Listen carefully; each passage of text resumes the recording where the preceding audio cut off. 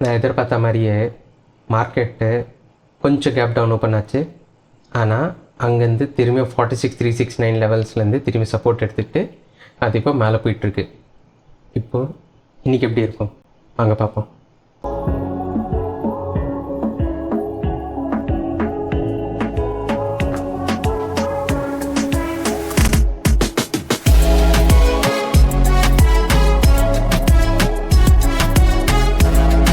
So நான் நேற்று எதிர்பார்க்குற மாதிரியே தான் மார்க்கெட் கொஞ்சம் கேப் டவுன் ஓப்பன் ஆகிட்டு மேலே போய்ட்டு திரும்பி ரெசிஸ்டன்ஸ் எடுத்துகிட்டு இது 46,369 லெவல் பக்கத்துலேருந்தே இது திரும்பி சப்போர்ட் எடுத்துகிட்டு போச்சு. நான் இன்றைக்கி ஒரு 12:30 பக்கத்தில் ஆன்லைன் வந்தேன். ஆனால் என்னோடய பொசிஷன்ஸ் அந்த ஸ்ட்ரைக் ப்ரைஸ்லாம் நான் ரெடி பண்ணி இருந்ததுனால இந்த பர்ஃபெக்டான ட்ரேட் விட்டாச்சு. ஆனால் நான் இங்கே ஒரு 5-10 மினிட்ஸ்க்கு அப்புறமா திரும்பி இது இப்போ பிரேக் அவுட் கொடுக்குற மாதிரி இருந்துச்சு. அதனால நான் லாங்ஸ் எடுத்தேன். 46,500க்கு மேலே தான் லாங்ஸே எடுத்தேன். 46,600 பக்கத்தில் நான் எக்ஸிட் ஆகிட்டேன்.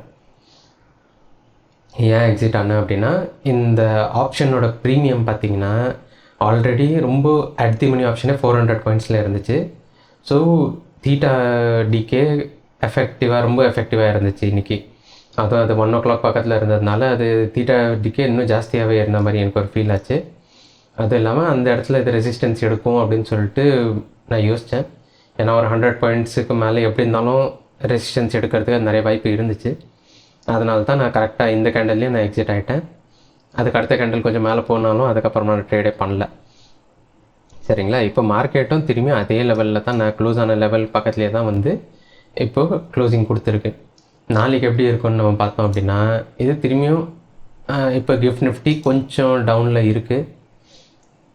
ஒரு 10 பாயிண்ட் 20 பாயிண்ட் டவுனில் இருக்குது. ஆனால் யூஎஸ் மார்க்கெட்டு டவுனில் இருக்குது. இப்போதைக்கு ஒரு 100 பாயிண்ட்ஸ் டவுனில் இருக்குதுன்னு வச்சிங்களேன். ஸோ அதனால் நாளைக்கு கேப் டவுன் ஆகும்னு சொல்லிட்டு நான் எதிர்பார்க்குறேன். கேப் டவுன் ஆச்சுன்னா கூட இது 46,447 இல்லைன்னா 46,406. ஸோ 46,450லேருந்து 400 லெவல்ஸ் வரைக்கும் சப்போர்ட் எடுக்கும்னு நான் எதிர்பார்க்குறேன்.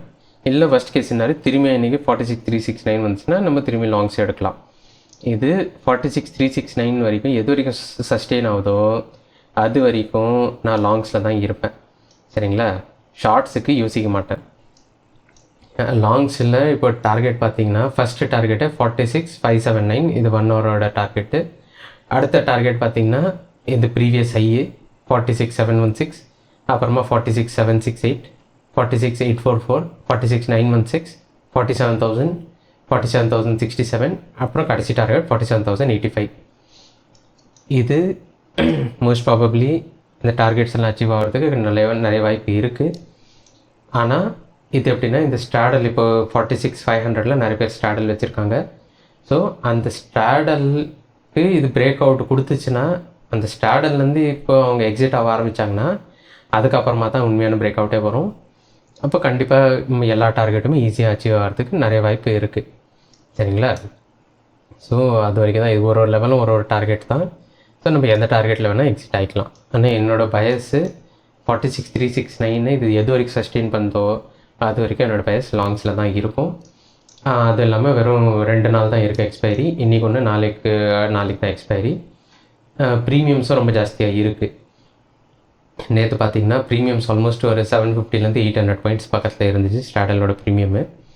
ஸோ இவங்களுக்கு ஈஸியாக இருக்கும் ஸ்டாடல் மேனேஜ் பண்ணுறதுக்கு. ஒரு 200 பாயிண்ட்ஸ் ப்ளஸ் ஆர் மைனஸ் ஒன்றும் பெரிய எஃபெக்டிவாக ரொம்ப அவங்களுக்கு லாஸும் காட்டியிருக்காது, ப்ராஃபிட்டில் தான் காட்டியிருக்கும்.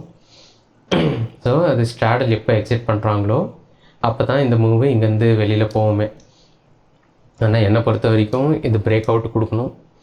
ஸோ இந்த 46,369 தான் என்னோடய லெவலு. இந்த லெவலுக்கு மேலே இருக்கிற வரைக்கும் நான் லாங்ஸில் தான் பயஸில் இருப்பேன். சரிங்களா? ஸோ இது தான் என்னோடய அனாலிசிஸு, இது தான் என்னோடய ட்ரேட் பிளானும். ஸோ 28th February 2024க்காக இதான் ட்ரேட் பிளானு. ஜாக்கிரதையை பார்த்து ட்ரேட் பண்ணுங்கள்.